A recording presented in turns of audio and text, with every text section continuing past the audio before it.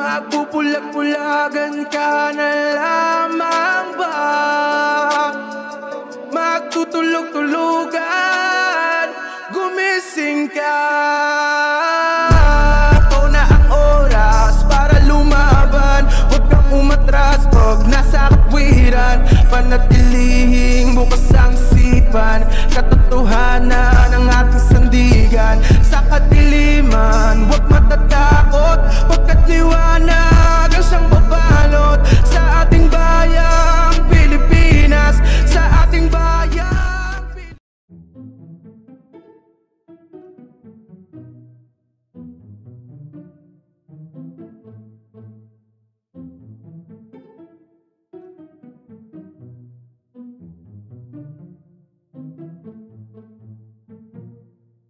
Hello, magandang gabi sa inyo lahat. Sa totoo lang, ayoko naman na i-content to eh. Kaya lang, nakapag-commit na ako na hanggat di natatapos tong serye ng ahas na to. Nakaka-addict kasi. I don't know, yung iba sa inyo baka naboboard kayo dito sa content ko na to, no? Pero nakaka-addict kasi.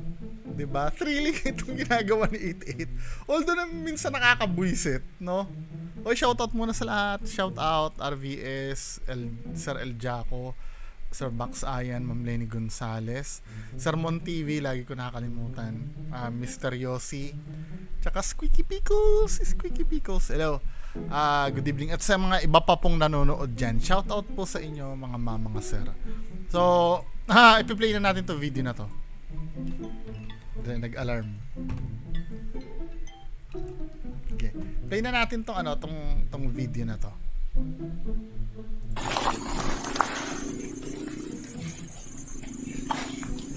Ulitin nga natin yung pinaka-umpisa.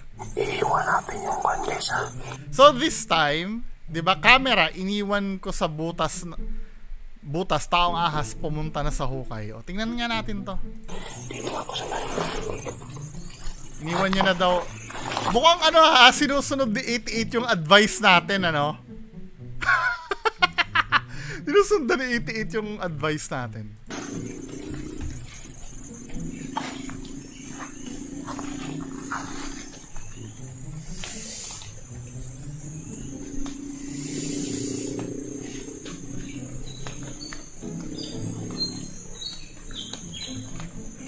Hindi mo man lang ma-focus yung camera mo, 88? Ginagawa mo naman kaming tangamin, di ba? I-focus mo naman yung camera mo, huwag naman ganyan. Kasi merong dito, kahoy. Eh di sana pindutin mo yung gitna ng para mag-focus man lang doon. Balikan natin kasi wala dito. May lagyan na tayo. Teka, ba't mo kukunin? Diyan lang yun, di ba dalawang camera na yung dala mo? Ba't kukunin mo yung camera mo? Ang gusto mangyari ni 88, pag iniwan niya yung camera doon, may makukuha na. Dapat nandyan lang yan. Gumamit ka ng ibang camera at i-cut mo na lang doon sa bandang makukunan. Pambihira naman to si 88 eh. Parang tanga lang talaga, bobo talaga. Bobo! Taragis talaga tong Ghost Hunter na to. Ito ang pinaka-bobong Ghost Hunter sa buong mundo. Nakakainis. Nara siya, guys. Bobo, iwan mo yung camera mo doon. Yun nga ang purpose nun eh. Ang gusto ng 88, iiwan yung camera tapos babantayan niya. Pag wala nakuha, kukunin uli ni 88. Napaka-bobo talaga. Hindi yun ang purpose ng kaya iwan mo lang dyan. Kahit umalis ka, iwan mo lang yung camera. Alam mo kasi sa sarili mo na wala magpapakita eh. Papunta siya dito. Tapos babalik na lang daw. Papunta siya dito. Bobo talaga, bobo.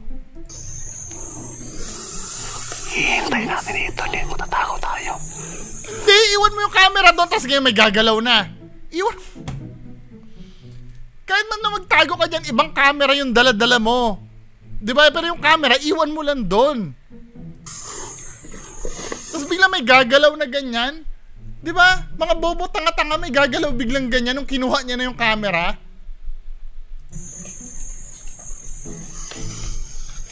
Yun. Malapit siya. Yun. Palapit siya. Akala mo kriminal eh, no? Alam mo yung rapist na nag-aabang ng ng bibiktimahin? Yun. Palapit siya. Huwag ka maingay, tanga. Napakatanga talaga nito ni 88. Huwag ka maingay. I-voice over na lang kung gusto mo may sabihin ka. I-voice over mo na lang. Alam mo namang malakas ang sense niyan eh. Diba, huwag ka maingay. Shut up. Manood lang tayo kung ano mangyayari. Hindi yung daldal ka ng daldal. Dito tayo ngayon guys. Kanina pa ako dito nagmamasid guys. Kung may mamakikita po at tayo dito na taong sa area na ito. Parang may naririnig tayo dito guys.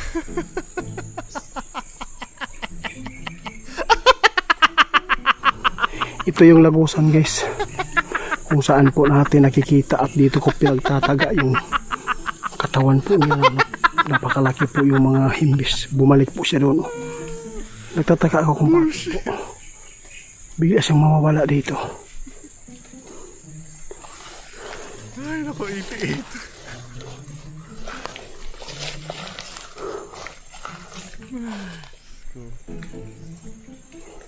Kasama natin si Bro Larry guys. Andun po siya sa unahan. Bro Larry, bro, abangan mo dito bro ha.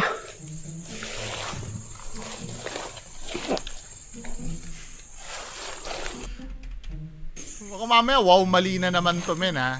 Andun si Bro Larry guys. Mamaya iwaw mali mo kami ha. Dalang ka bro, dalang ka bro. Gusto ko may makapag-respect sa atin. Grabe. Doon na tayo doon sa may isa-set up yung camera. Bihira.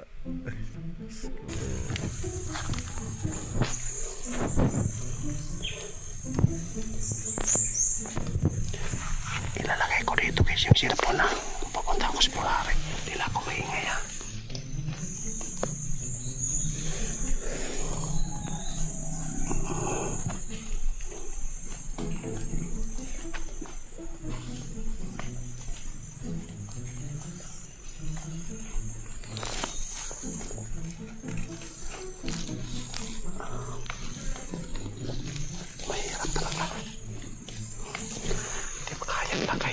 Di ba naman mga tanga-tanga to mga to eh. Mura lang ang tripod ng camera sa Lazada 88. Nakakabili ka nga ng sasakyan gamit yung mga perang binudol mo eh. Yung tripod lang, hindi mo hindi mo magawa. Bibili pati mga matinong camera kahit GoPro man lang 88. Ano ba? Pasensya na kayo guys. Trabaho nyo naman yan Set up ko ulit. Set up natin guys ha. nagbago na. Natin yung cellphone dito ko. Labo naman yan, men. Una sa lahat, sariwa. Mula sa paghuli,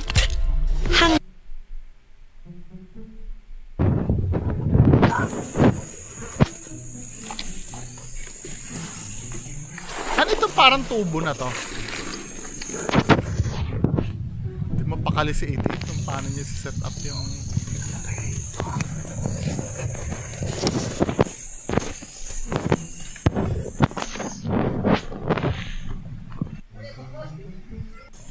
Oh, may nagsasalita sa background ah. Si Bro Larry ba yung nagsasalita sa background? Kinat mo bigla. Ano? Ano sabi?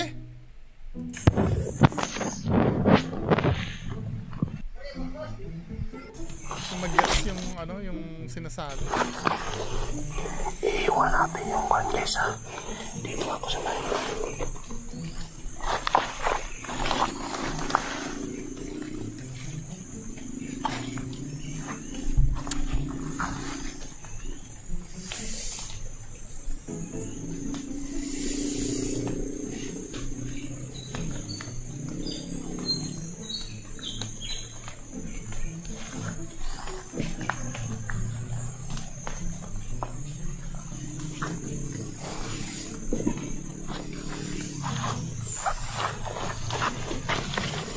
Balikan natin guys, wala dito. May lagyan na tayo. Tiga. Yun nga ang purpose eh. Kung wala dyan, ang taka talaga ni 88. Kaya ka nga nagsiset up 88 eh. Para nga, nandyan lang yung camera. Hindi mo aalisin dapat yan. Ano ba naman yan? Ang gusto mangyari ni 88 pag iniwan niya, ilang segundo lang may makuha na. Napaka-bobo talaga na itong vlogger na to, Diyos ko. Nara siya, guys. Papunta siya dito. Papunta siya dito.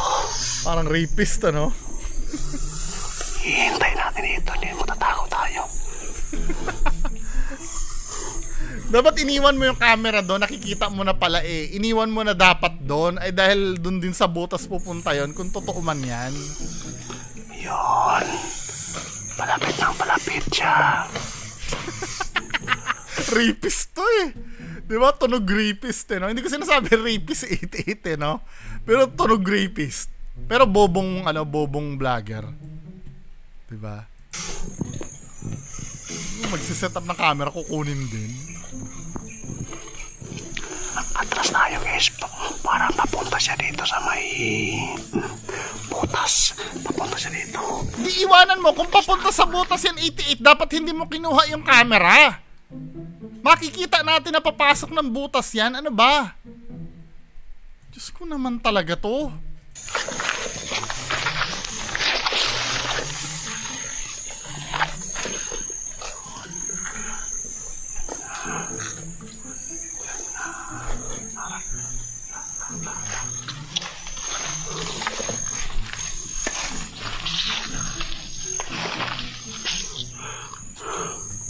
Wala, inutil, ano? Puro damo lang na gumagalaw. Na ano...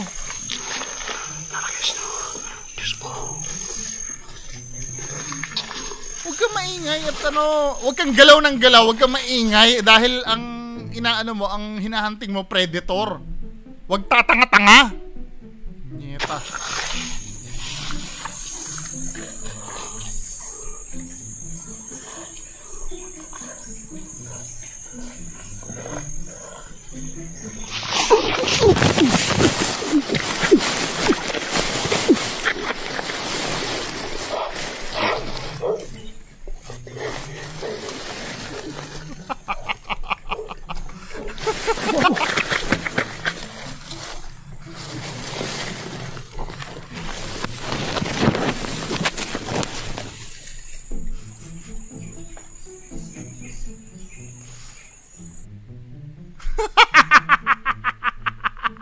Ano sasabihin ng mga ano?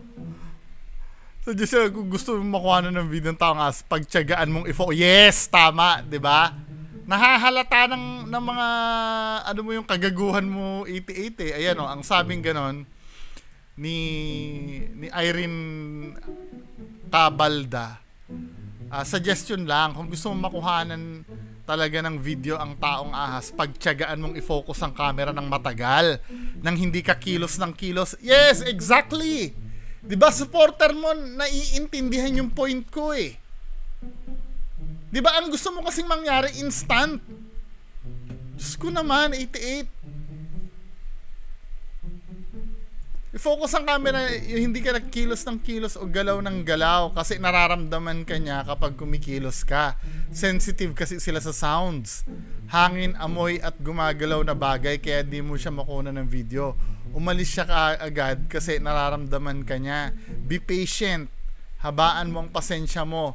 Satisfy first your main objective na makunan siya ng video.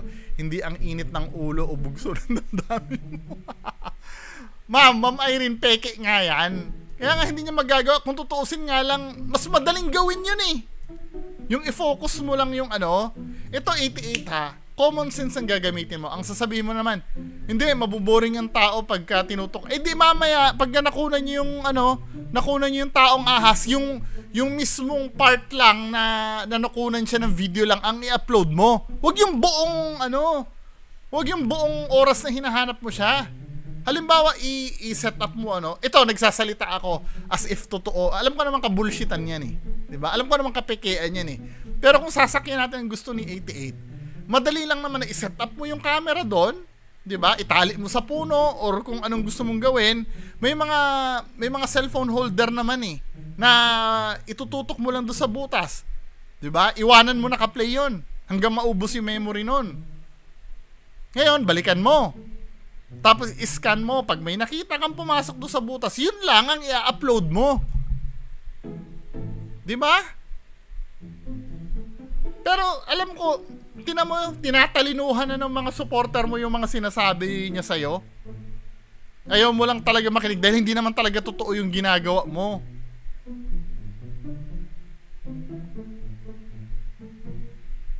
Likot naman ang camera, parang hindi tuloy totoo na may tawas. Nakakahalata na. Si Ramil naman yan, nagpapanggap na ahastol. Kapitbahay ko yan. Ooh! Sino kaya to? Kapitbahay. Si Ramil lang pala daw yun, nagpapanggap na taong ahas eh.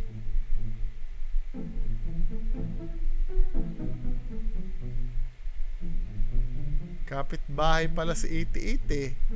Kausapin ko pala to si James na to. Comment ako sa kanya.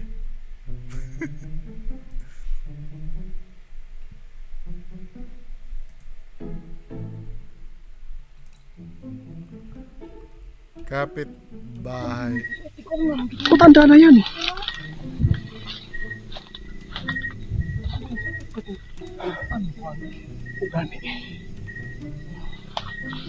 Kapitbahay mo si 88. Nawala guys, nawala. PM mo ako. Nawala si nanay guys. Kuya dia bro, kuya bro.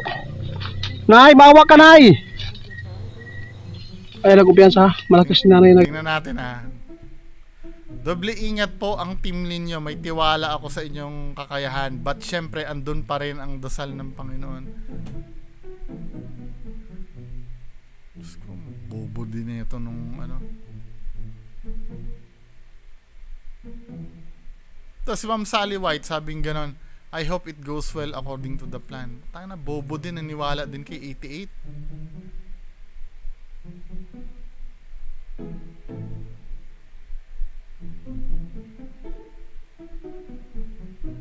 Ayan o, nakakapag-isip po. Sabing ganon, mag-set up ka ng camera para naman makita namin ng klaro. Tapos lumayo ka para di ka maamoy. Diba? Tinutulungan ka na ng mga ano mo eh. Dapat po siguro lahat ng portal ngayon matibay, lagyan nyo ng matibay na bitag. Sabing gano'n ni Ma'am Magdalena Dastor. Let the ahas go free so that we can see with our naked eyes. You hunters, prepare your video at your hands. Take angles well so that we praise with the work you provide and show it to us. It is more interesting to see if it's real rather than tadtaron dayon. Snakes can smell instantly. You are in their territory. Niwala naman kayo. Iniwan nyo sana yung camera doon sa butas, makita. Diba yun na sinasabi eh. Yun din na sinasabi nila min eh. Kung ano yung kinoment ko, kasi simpleng ano lang naman yun eh. Hindi mo naman kailangan tangahin yung sarili mo para hindi mo mahuli yung taong ahas na yan. Kaya nga lang, ang problema kasi, mga supporters na 88, wala po talagang taong ahas. Huwag nyo na ipagpilitan na meron. Wala. Anyway, meron akong meron akong kukomentan. Saglit na saglit lang to, kwentuhan lang tayo saglit. Kasi wala namang kwenta yung video ni ni 88 eh. 'Di ba? Asa na ba 'yan? Doon sa Bungo TV FB page ko, may nag-comment. Hindi naman siguro basher to, skeptic din, Wait lang. Punta natin yung official Bungo TV FB page. Dito nyo ako ipi-PM ha. Kapag may katanungan kayo or kung may may katanungan kayo or may gusto kayong pareakan sa akin. Asa na ba dito? Ito, may nag-comment nung shinare ko yung ni Sir I Am Reverie. Yung video ni I Am Reverie. merong ano eh. Ito si Joseph Blue. Diba? Si Joseph Blue yung ano. Nagkasagutan, don't know kung nagkasagutan silang dalawa ni Sir I.M. Reverie dito sa ano. Dito kasi ang sinasabi ni Sir Joseph Blue, sa bagay, paniniwala nyo yan paggamit ng gadget para makasagap ng kaluluwa o anumang elemento, basta mahalaga ay di kayo nag-imbento na kahit walang makikita sasabihin na meron. Masabi ko lang kung may kakayahan ka lang sana makakita ng mga ganyan ay may intindihan mo sinasabi ko. So parang ini-imply kasi ni Sir Joseph Blue na bakit kailangan gumamit ka ng ano, ng gadget, 'di ba? Kung may alam ka naman pala. Something like that, ano. To sabi niya ganoon.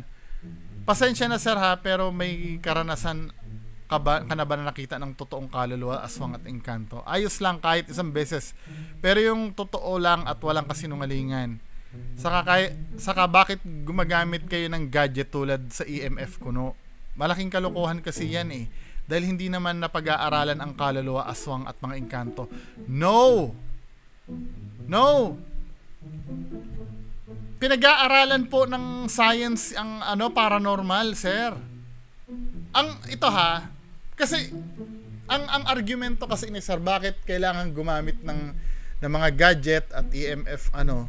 May study po kasi tungkol diyan na ang kaluluwa, kasi sa ayaw at sa gusto mo lahat ng bagay may science eh. 'Di ba? May science lahat ng bagay. Parang ganito 'yan ano. Nung araw kasi pagka nakakalipad, power na 'yon sa ibang tao.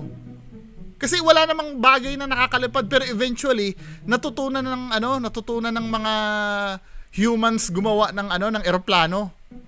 Hindi na siya power kasi may nag-e-explain na dun eh kung paano tayo nakakalipad eh. 'Di ba? Yung tungkol sa aerodynamics, at kung ano pa sa mga jet propulsion, propellers, 'di ba? Isa pa. Nung araw, kapag nakakakita, katulad dito pinapanood mo nung araw, wala pang technology na ganito. Yung TV, let's say TV, kung sa TV nyo man ako pinapanood. 'Di ba? Wala pang technology ng TV. Ang mga nakikita lang natin sa mga literature noon, pagka may mga magic mirrors, may nakakausap sila sa magic mirrors na ganito, 'di ba? Kasi wala pang ganoon. Subukan mong ipakita ipakita ito, yung technology natin, let's say iPad or tablet na may video na kung sa tablet nyo ako pinapanood. Ipakita mo yan sa sinaunang tao, sasabihin niya magic mirror, may nakakausap ka sa sa mirror. 'Di ba? Pero kung tutuusin, 'di ba? May science behind kung bakit napapanood nyo ko kahit nakahiga kayo sa kama ngayon or nasa sala kayo. May science behind. Eventually, ganyan din kasi ang iniisip ng mga scientists sa paranormal eh. Sa ngayon, hindi pa natin na-explain kasi wala naman talaga pang nakakaalam eh. Bakit nung panahon ni Jesus Christ, may alam na ba kung paano imbentuhin ang cellphone? Kung paano mo makakausap yung isang tao na nandito sa Pilipinas at nasa Jerusalem? May gano'n na ba nung araw? Wala pang gano'n nung araw. Pero kung mangyayari yun sa panahon nila, magic yun para sa kanila. Parang yung mga paranormal ngayon, pinag-aaralan na ngayon yan. Pinag-aaralan na yung mga telekinesis na yan. Paranormal yan eh. 'Di ba? Yung may kukontakin ka na spirit, paranormal yan. At ang paggamit ng EMF devices, yan? Science yun. Parang ganito kasi yan eh. Kailangan kasi natin ng tangible evidence. Sana maintindihan ni Sir Joseph Blue, Kailangan natin ng tangible evidence. Kasi ang sinasabi niya dito, kung may kakayahan ka na makausap o makakita ka ng engkanto, hindi mo na kailangan ng mga equipment. Yes, tama ka naman. Let's say yung mga sinasabi nilang third eye, kung may talent ka na kausapin yung mga kaluluwa na yan, o engkanto, mga kapre, 'di ba? Ang problema kasi doon kung paano mo ipapa-feel sa mga tao na totoo yung sinasabi mo. Kahit ako pwede kong gawin yan eh. O sasabihin ko sa iyo, Sir Joseph Blue, may katabi ako dito na na white lady. 'Di ba? Ang pangalan niya ay Squeaky. 'Di ba? Si Squeaky ay may sinasabi sa akin mensahe. Sinasabi niya siya daw ay pasaway nung siya ay nabubuhay, 'di ba? Pwede ko sabihin sa inyo 'yon. Or halimbawa, andito si si Pedro, siya ay pinatay sa ilalim ng tulay na malapit dito sa amin. Nakakausap siya dito. 'Di ba? Malalaman nyo ba na totoo ang sinasabi ko? Paano nyo malalaman na totoo ang sinasabi ko? O sasabihin ko ngayon, alam nyo, biglang lumamig dito sa paligid ko. Nafe-feel ko yung presensya ng ng espiritu. Biglang lumamig eh. O paano nyo malalaman na talagang malamig ang nararamdaman ko? 'Di ba? O gumagalaw yung gumagalaw yung kortina ko. Alam mo, kaluluwa yan na gumagalaw ng kortina ko. 'Di ba? Maniniwala na ba agad kayo doon? Kasi ako, alam ko sa sarili ko, may third eye ako, nakikita ko siya, hawak-hawak niya yung kortina ko, ginagalaw niya. Naniniwala ka ba agad? Doon papasok yung mga devices na ginagamit nila. Doon papasok yung mga EMF meter. 'Di ba? Halimbawa, kasi ganito yan, Sir Jeff Blue, pag may dineclare ako na white lady yung gumagalaw ng ng kortina ko. Ang gagawin ko, halimbawa, magbubukas ako ng EMF meter. 'Di ba? Sorry ha, ghost tube ang gagamitin ko kasi wala naman ako EMF meter. Pero pagpalagay natin na para ma-validate na kaluluwa at maniwala kayo na kaluluwa nga ang gumagalaw na itong ko. Tama, nagsasalita na yung ghost tube ko ng help. 'Di ba? Hindi ako naniwala dito for the record. 'Di ba? O para maniwala kayo na kaluluwa ang gumagalaw ng kortina ko, itatapat ko ngayon diyan. Walang hindi pumalo yung EMF niya. Ibig sabihin, hindi totoong kaluluwa 'yon. Niloloko ko lang kayo. Pero halimbawa may gumagalaw nito, tinutok ko yung EMF meter at pumalo siya off the chart. Ibig sabihin, nababalidate yung sinabi ko na may kaluluwa talaga dito kasi ang pag-aaral, 'di ba? Ang pag-aaral sa paranormal, ang multo ay gawa sa electromagnetic field. Totoo naman yung sinasabi ni Kuya Red. Na sila ay uri ng energy. Nadidetect sila na ang EMF kasi hindi naman dinesign yan para mag-detect ng multo eh. Nagkataon lang na ang multo ay gawa sa electromagnetic field. Parang ganito parang glutathione. Anong pagkakaalam niyo sa glutathione? Pampaputi 'yun, 'di ba? Tama ba ako? When you say glutathione, yan na kasi ang nangyayari sa EMF meter ngayon. When you say EMF meter,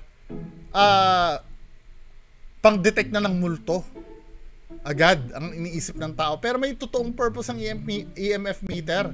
Chine-check yan kung dito sa area na to ay may electromagnetic field. 'Di ba? Paano mo nasabi may electromagnetic field? Baka mamaya may current dito, 'di ba? Hindi naman nangangahulog ang multo eh. Malapit tayo sa cellphone tower, etc. 'Di ba? Ang glutathione para saan talaga? Gamot sa atay 'yun. Kasi yung pagpapaputi ng glutathione, side effect lang naman 'yun eh. Pag healthy kasi pag na-detox kasi yung atay mo, gaganda yung kutis mo. Yun ang main purpose ng parang ganyan yun, man, di ba? Hindi naman dinesign ng EMF para talaga sa paranormal eh. Nagkataon lang talaga na ayon sa pag-aaral, ang multo ay gawa sa kaya gumagamit ng gadgets para ma-validate yung kiniklaim ng mga nag-iimbestiga. Di ba? Mahirap kasi yun eh. Madali lang naman may maramdaman ka eh. Kahit ako sabihin ko, katulad doon sinabi ko bigla ako nilamig dito. Mababalidate nyo ba na talaga nilamig ako? Anong gagawin ko? O magpapakita ko ng thermometer. may baseline kanina na let's say 37 ang temperature ko kanina, ni-read ko yung thermometer, ay nilamig ako, mag-read ulit ako, naging 35, lumamig nga. 'Di ba? Meron tayong black and white na evidence na talagang may nangyayari sa environment ko. 'Yun ang silbi ng ng mga gadgets. However, 'di ba? Questionable pa rin yung accuracy nung quote-unquote gadget na ginagamit. Baka mamaya kaya pumapalo yung EMF meter mo, kapitbahay mo lang yung cellphone tower nyo. 'Di ba? Yan ang mga tatanungin mo doon. Baka mamaya, kaya biglang lumamig, pumasok ka sa kwarto na di aircon. Ngayon, kung wala yung mga factor na yon, 'di ba? Magko-conclude na tayo na paranormal 'yon. 'Di ba? Yung paggamit kasi ng gadget hindi naman para sa sarili 'yun eh. Para sa mga nanonood 'yun eh. Ang problema lang kasi inaabuso ng iba. 'Di ba? Ang maganda kasi sa ginagawa ng mga legit na ghost hunters, although na kahit sabihin nyo na sila ay nagre-rely sa ganyan, katulad ni Sir I.M. Reverie, inaalis niya yung doubt. Katulad ng motion ball, baka mamaya nayanig lang ng paayan kaya nagganyan. Nila, dinidbank nila ng harap-harapan. Diba? Yun lang naman, men. Wala namang problema doon para sa akin. So kayo, anong masasabi nyo? Napahaba na tuloy ako. Yun lang, maraming salamat. Bye-bye.